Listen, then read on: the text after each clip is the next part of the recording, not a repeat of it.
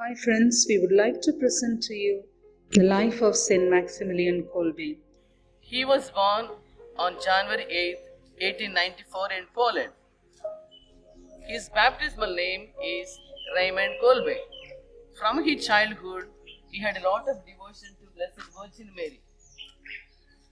One day, she gave him two crowns. One is white for purity, another one is red in for martyrdom. He chose both because he wanted to sacrifice and become a martyr. He was offered to choose anyone. He chose both of them. What a great desire he had as a child to live in purity and to sacrifice his whole life for God. The family was very poor. They did not send him to school. One day his mother gave him a piece of paper, sent him to the medical shop. Medical shopkeeper was astonished the way he pronounced the medicine name. He asked him, "Did you go to school?" He said, "No, because we are very poor." Shopkeeper asked him, "You come here every day 1 hour for tuition. I will give you extra coaching." Then he followed the same and he got the more marks than his brother who was going to school regularly. Here comes Sister Annie Stella to share with you his missionary spirit and evangelization work. At the age of 16, he joined a seminary.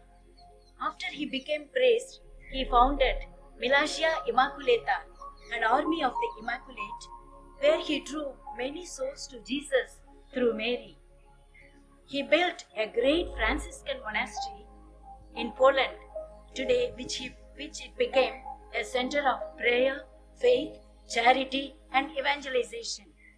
Through print media, social media, he spread his articles in the popular magazines and radio, and he spread the message of peace, joy, and love of God.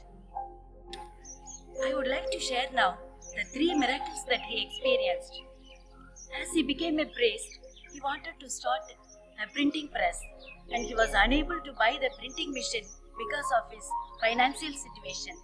So he prayed to Mother Mary, and for his surprise, the very next day he got a letter addressing Mary Immaculata.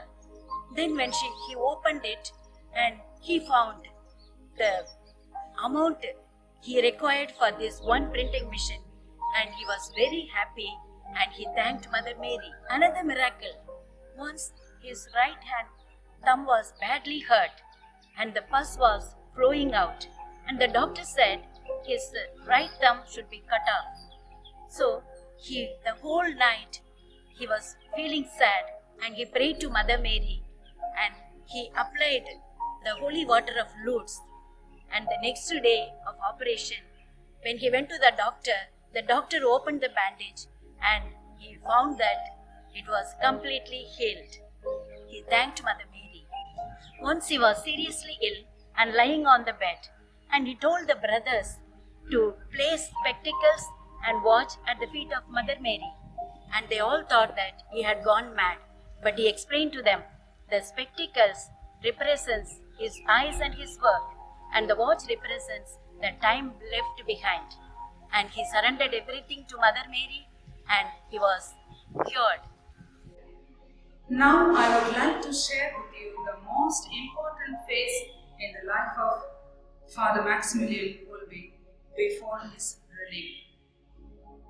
He continued as a priest, serving many people, especially during World War II. His monastery became the sheltering place for so many people, including Jews.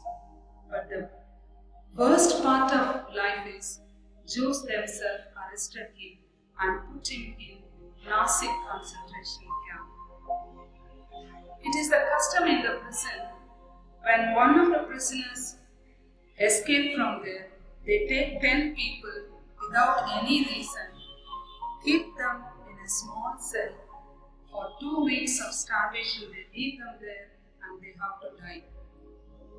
And when Maximilian Kolbe was sitting and observing, while 10 were taken, one man was crying loudly, "My wife, my children, my family." When Maximilian Kolbe saw And he said, I am a priest.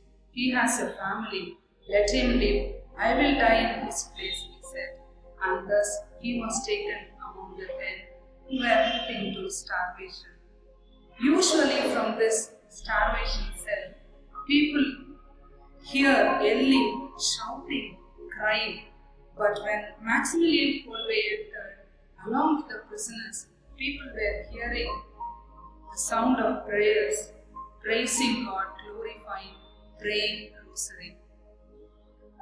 After 2 weeks of starvation, all of them died except Father Maximilian Kolbe. When the officials found him, he was not dead. They gave injection lethal and then they put him to death. And this is the way Saint Maximilian Kolbe stood before the presence of the Lord as a martyr. I would like to tell about his canonization. 10/10/1982, Pope John Paul II canonized Maximilian Kolbe and gave him a title, Martyr of Charity. The person who was rescued, Francis Zeng, attended his canonization with his family. Pope John Paul II said that Maximilian Kolbe did not die but gave life for his brother. Maximilian Kolbe is patron for prisoners, drug addicts, journalists, radio operators, and all those who are in distress. Let's pray to this great saint Maximilian Kolbe that he may intercede to God for all these people and they may become witnesses of true love, faith, and peace of God. Thank you.